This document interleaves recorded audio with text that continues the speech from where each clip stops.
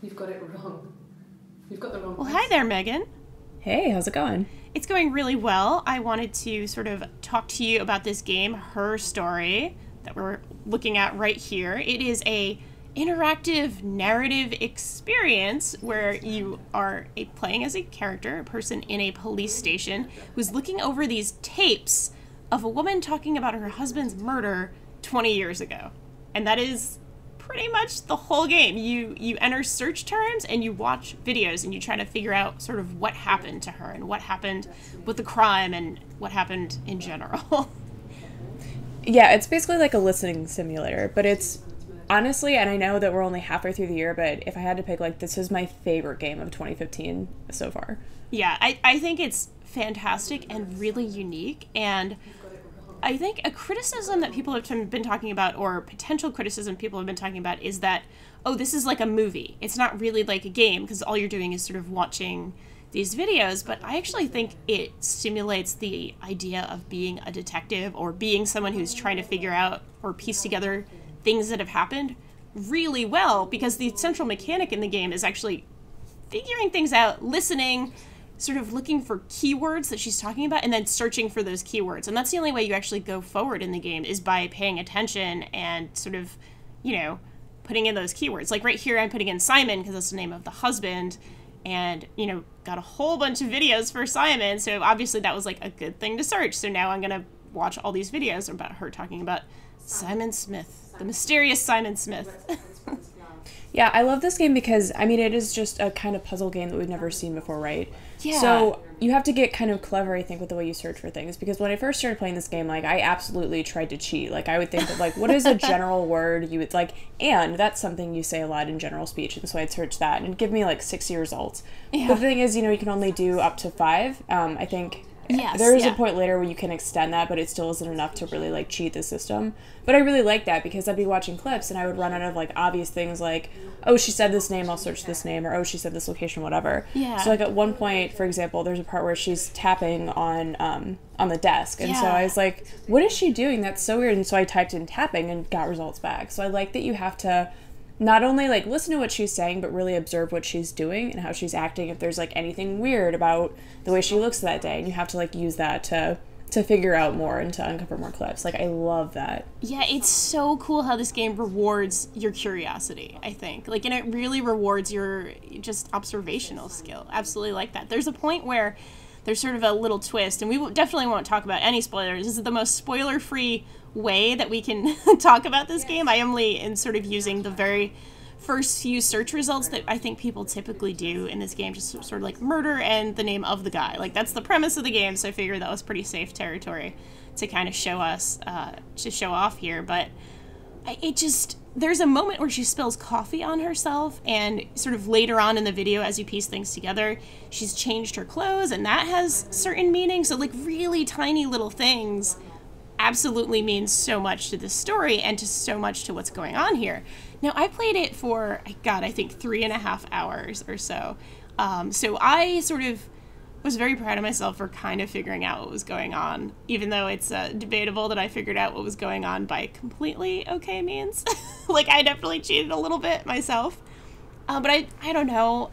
This is the sort of game where it made me feel like I was a little detective and I had to figure out everything. And so here, there are other things sort of on your desktop, and it's sort of like a really crappy industrial looking desktop too. Like, it's very, like, just like the videos you're watching, it looks like it's from the 90s, even though in the fiction you're actually, in 2015 sort of looking up a bunch of records on an old police database. So it kind of fits with the fiction.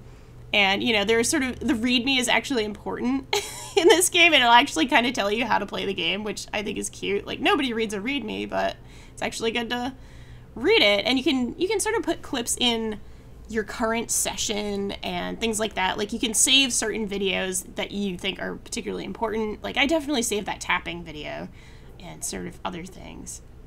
I saved all of them. I don't know, I just, like, kept everything, right? Yeah. And I was making notes on the videos themselves, but, like, honestly, when I played, because I played before it came out and I was working on it for review, Yeah. I kept a notebook and would just write down ideas or things so I wouldn't forget them, because every clip, especially when I first started, every clip there were, like, multiple things where I'm like, whoa, what does that mean? Or, like, who's this person? And I just kept wanting to look into it. Yeah, I totally... Oh, yeah, this is the little database checker that shows you how many of the videos that you've seen. So I definitely have some holes here, some Swiss cheese kind of going on.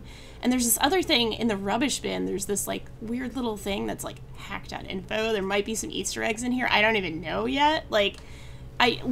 There are just so many little details in this game that you don't always know what is going to be an important detail and what's just going to kind of be there, which is so awesome. And, you know, it's the way real life works. There's also this mirror game, which is kind of cool and interesting because you play both player 1 and player 2 in it, which is cool and maybe makes sense in the fiction of the world. So another thing I really wanted to talk about this game is the performance of this actress, who just gives... I don't know. I was really, really, really impressed by sort of what she does. And again, I don't want to spoil the nature of the game or any of the secrets about the game, but she has a hard task. Let's just put it that way. And she is sort of doing a lot of things that are very difficult for one performer to pull off. And for her to be interesting to watch throughout hours and hours of just very simple video about her, I think that's just absolutely incredible. Like, did you feel that she also, you know, put on, like, a good show? Yeah, that's the thing. This actress, just watching her, like, I was very interested in this character, and I did get lost in this character, right? And I got lost in what was happening in her life, like, what had happened to her. Yeah. And it really was, like, this sounds super cheesy, but, like, it really was watching a real person talk about her life. And I think, you know, what higher praise can you give to an actress or an actor? Yeah. Yeah, absolutely. I just...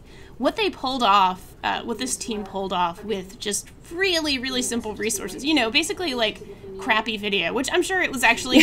Yeah, I think I called it purposefully low rent, which I mean, yes. Like, because obviously it's supposed to look like this. Yeah, totally. I mean, it's in the world of the game, it was supposed to be, these were taped in the 90s, you can see the date, 1994, and, you know, they got damaged in in moving the police headquarters or some reason why most of them got lost, and that's the whole excuse for why they're all fragmented, which of course makes sense because the game mechanic is to find the fragments and kind of piece things together, so it kind of all fits together.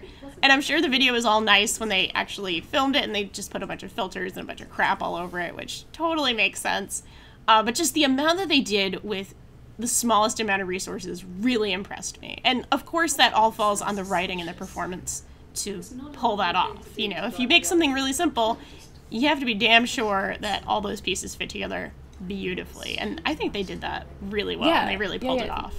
Definitely. So the thing I like about this game is that it is impossible, it is basically impossible, even just by numbers alone, for someone to play exactly the same way that you do, right? So the clips that you're finding are totally different from the ones I found. And that's crazy because, like, this is the same story, right? Like, it is still telling the exact same story, but the way you piece it together is so personal, and it's so based on what you were curious about and what you were interested in. And I think that's fascinating, because I can't think of any other game that really does that. Yeah, I think that's incredible. Like, this is a true non-linear narrative, like in the purest sense of the word, and I think we haven't seen much of that in games. Even Twine games, typically, you know, or text adventures, typically there's kind of a flow. You know, there's kind of a starting point, there's kind of, you know, an ending point, and there's kind of a middle. Like, you can take different paths through it, but this is just absolutely, you know, there's something like almost 300 videos, I think, or like it's in the 270s or something. There are a lot of videos, and you can really piece them together in any imaginable order, which is just breathtaking, just incredible.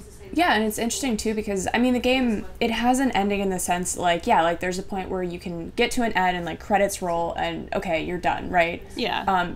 But it never actually, it's not like there's an explicit ending, right? Like, so much of this is left to like how well you found videos, how well you're able to fill in the context of what happened, and like how well you figured out yourself. Yeah. And I think I would love to know, like, to do like a spoiler thing and talk with people and think like, oh, what do you think happened? Like, to you, like, what, I don't know, what is the truth behind all this? Because I'm sure it's very different, because that also is about, like, how you're reading her reactions and the things she's saying, and, like, do you trust her? Do you like her? All that's important. Yeah, it's really incredible, and that's really the power and the strength of this game. Well, thank you so much, Megan. I've been Danielle from Polygon. This was Megan from Polygon, and this has been her story. You've got it wrong. You've got the wrong person.